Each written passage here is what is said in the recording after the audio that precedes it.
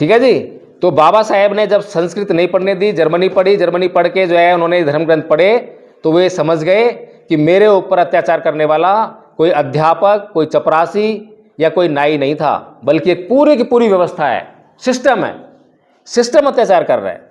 तो उन्होंने क्या निर्णय लिया कि जब मेरे ऊपर सिस्टम अत्याचार कर रहा है तो इस सिस्टम को बदलना पड़ेगा, इस सिस्टम को बदलना पड़ेगा।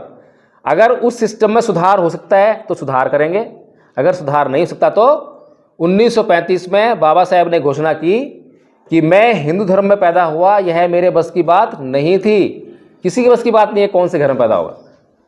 तो बाबा साहेब कहते हैं लेकिन मैं हिंदू मरूंगा नहीं, यह घोषणा की 1935 में, ठीक है।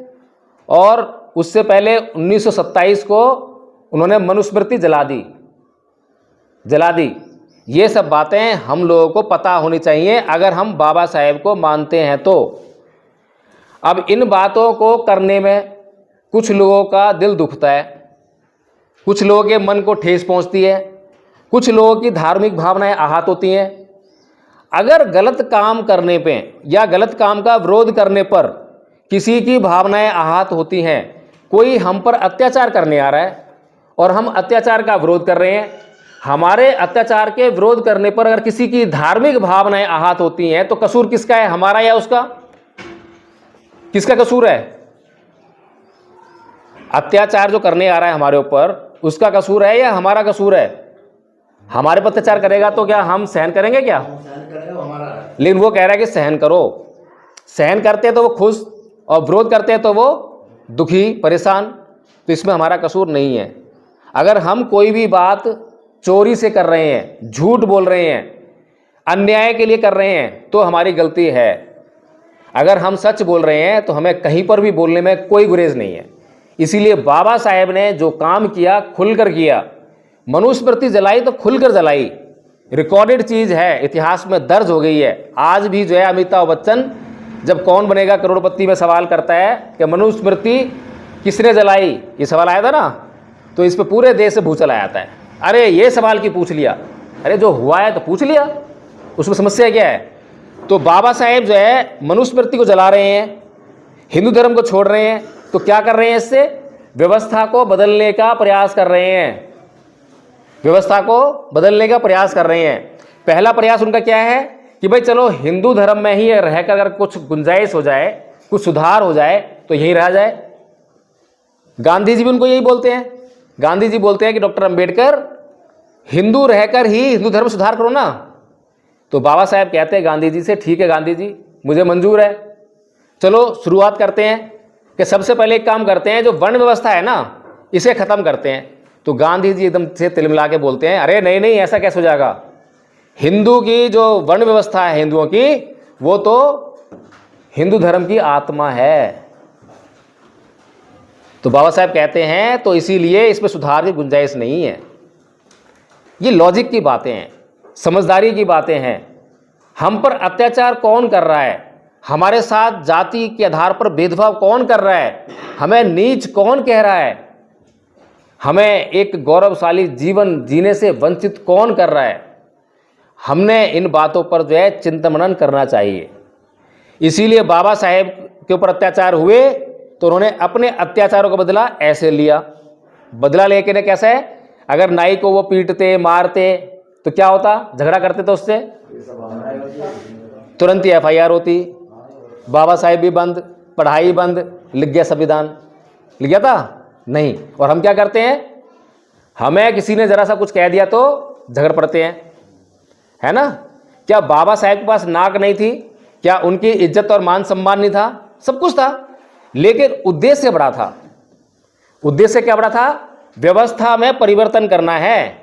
व्यवस्था में परिवर्तन कर दूंगा तो ये नाई अकेला नाई नहीं है, ये अध्यापक अकेला नहीं है, ये चपरासी अकेला नहीं है, पूरा हिंदू समाज है, पूरी ऊंची जाति कहे जाने वाले लोग हैं जो मुझ पे ही नहीं कर रहे, बल्कि मेरे समाज पे, मेरे पूरे समाज पर हजारों सालों से ये अत्याचार कर रहे हैं। इसलिए मुझे इस सिस्टम को चेंज करना है। सिस्टम को चेंज करने के लिए गांधी जी से बात हुई, गांधी जी ने मना कर दिया, नहीं हो सकता। नहीं हो सकता तो छोड़ दो। फिर क्या करते हैं? 1956 में बुद्ध के धम्म की शरण जाते हैं, बौद्ध धर्म ग्रहण करते हैं। अब आपका सवाल था कि बुद्ध का धम्म क्यों ग्रहण करा, और मैंने अभी क्या बोला कि इस दुनिया का कोई भी धर्म, चाहे वो हिंदू धर्म हो, इस्लाम हो, ईसाई हो, कोई भी धर्म हो, वो आपको क्या कहता है कि मानो, मानने के लिए कहता है, जानो मत। फर्क समझ में आ रहा है आपको?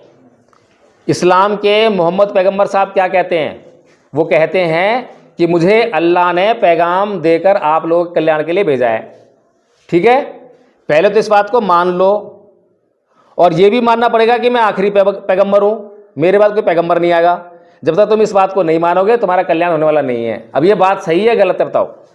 ये बात जो है समाज को अंधेरे में रखने वाली बात है, कल्पनाओं पर आई बात है, सच बात है? बताओ। ये तो सच है, और दूसरा सत्य सच ही है। नहीं, मुझे ये बताओ कि अल्लाह खुद क्यों नहीं आया पैगाम लेकर?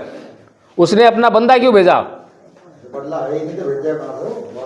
कोई आदमी हमें कह रहा है कि मुझे भेजा, क्या सबूत है बताइए मुझे?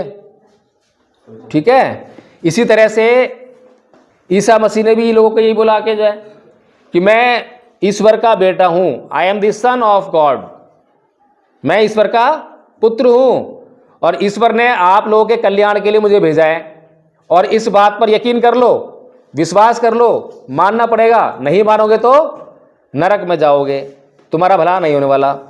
डर दिखाकर जो है वो बाध्य कर रहे हैं, ऐसा ही है ना?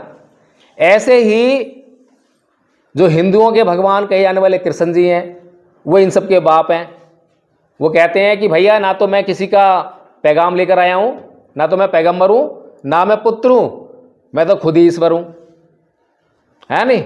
और क्या बोलते हैं कि मेरी शरण में आने मात्र से तुम्हें मोक्ष मिल जाएगा, पर शर्त है मेरी शरण में आना पड़ेगा, मेरी शरण में आओ, और मेरी शरण में नहीं आए तो कहां जाओगे? नरक जाओगे, ऐसा बोलते हैं। अब इन जो बड़े बड़े धर्मों की बात करी है मैंने दुनिया में जो है, इसके अलावा जब हम बुद्ध धर्म की बात करते हैं तो बुद्ध क्या कहते हैं यह समझना बहुत जरूरी है कि बाबा साहेब जैसा बड़ा विद्वान, जो कि विश्व के सबसे पढ़े लिखे लोगों में शुमार है, विश्व की बात कर रहा हूं मैं, भारत की बात नहीं कर रहा। अगर भारत के विद्वानों की बात करें तो भारत में कोई विद्वान ही नहीं उनके आसपास नहीं है, कोई दूर दूर तक नहीं है। और कोलंबिया यूनिवर्सिटी जो है, उन्हें पिछले 300 वर्ष के इतिहास में जाकर जब वो सर्वे करवाते हैं तो उन्हें सबसे सर्वश्रेष्ठ, कोलंबिया यूनिवर्सिटी का सर्वश्रेष्ठ 300 साल का स्टूडेंट घोषित करती है। और उन्हें यह दुनिया क्या बोलती है? The symbol of knowledge. और बराक ओबामा बोलता है कि अगर हमारे देश में पैदा होते तो हम कहते हैं द सन, दुनिया का सूरज कहते हैं हम उन्हें, ज्ञान का प्रतीक। इतनी बड़ी बड़ी उपाधियां जो हैं किसके साथ जुड़ी हैं? बाबा साहब डॉक्टर भीमराव अंबेडकर के साथ में। और बाबा साहब डॉक्टर भीमराव अंबेडकर कौन समाज में जन्मे? जिनको हिंदू समाज नीच कहता है। अब बताइए वो नीच है या ऊंच है? उसे इस देश में मान सम्मान मिलना चाहिए था, नहीं मिलना चाहिए था? मिलना चाहिए था ना। लेकिन मान सम्मान मिलने की बजाय आज भी इस देश के लोग उन्हें क्या कह के संबोधित करते हैं? उनसे क्यों घृणा करते हैं? उनके लोगों से क्यों घृणा करते हैं? क्या हमें यह सब सोचना चाहिए ना सोचना चाहिए? तो भगवान बुद्ध की शरण में कोई आम आदमी नहीं जा रहा। अगर मैं जाऊं तो आप सवाल उठा सकते हो, आप जाओ तो सवाल उठा सकते हैं कि भाई क्यों जा रहा है, क्या बात है। लेकिन वो इतना बड़ा विद्वान आदमी जिसके ज्ञान को चैलेंज करता, और उस आदमी ने बुद्ध की शरण में जाने के लिए कितना समय लगाया? 21 साल। 1935 में घोषणा कर रहे हैं, हिंदू धर्म छोड़ रहे हैं, और 1956 में बुद्ध की शरण में जा रहे हैं। 21 साल लगे ना, 21 साल लगा के जा रहा है। अगर आज किसी को दुनिया में धर्म परिवर्तन रोज हो रहा है, रोज धर्म परिवर्तन हो रहा है। आज कोई हिंदू कह रहा है कि मैं मुसलमान बनना है, तो 1 घंटे में जाके मस्जिद में आएगा, मुसलमान जाता है, 1 घंटा लगता है। किसी को ईसाई बनना है, जाओ भैया वहां पे चले जाओ चर्च में, जो है 2 घंटे लगे, 3 घंटे लगे, ईसाई बन गया। इससे ज़्यादा समय नहीं लगता। लेकिन बाबा साहेब 21 साल लगा रहे हैं। क्यों लगा रहे हैं? क्योंकि उनके पीछे पूरा समाज है, और पूरे समाज को उनको जो है सही रास्ता दिखाना है। और जब वो ये घोषणा करते हैं कि मैं हिंदू धर्म में नहीं रहूंगा, तो यानी कि पूरी दुनिया पता लग गया बाबा साहेब हिंदू धर्म छोड़ रहे हैं, तो दूसरा धर्म भी अपनाएंगे। तो उनके पास पेशकश आती है। हैदराबाद का निजाम बोलता है कि बाबा साहेब करोड़ों रुपए दे रहा हूं, और आप इस्लाम धर्म स्वीकार